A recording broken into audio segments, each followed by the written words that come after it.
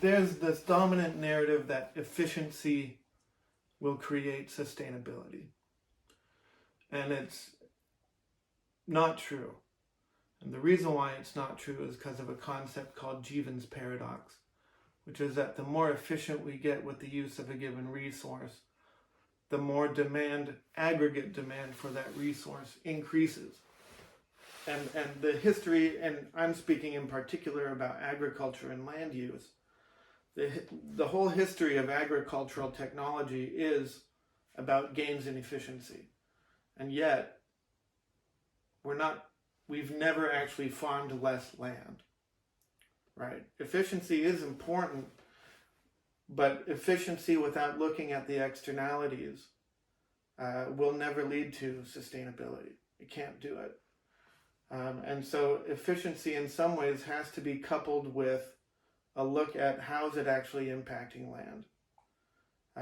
And so if we can create efficiencies while creating positive externalities, then that's the second part of sustainability, is we've got to do it without degrading soil, without consuming water resources, or depleting water resources in the case of irrigation and groundwater.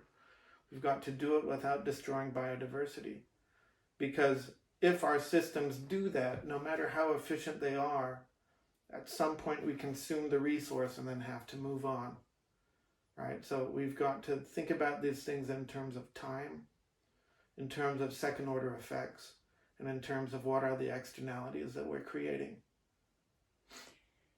Thank you. Could you speak about the phrase of a more efficient production doesn't reduce, it drives consumption? Yeah, that's Jevons paradox. So if, let's say I figured out how to create a maize growing system that increased the bushels per acre by 20% or something.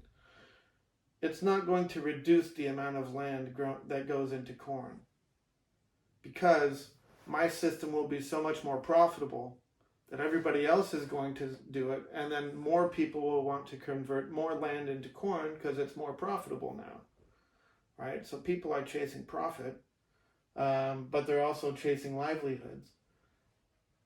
Beyond that, it's okay, well, what are the inputs that go into that system, and what are the effects in terms of waste?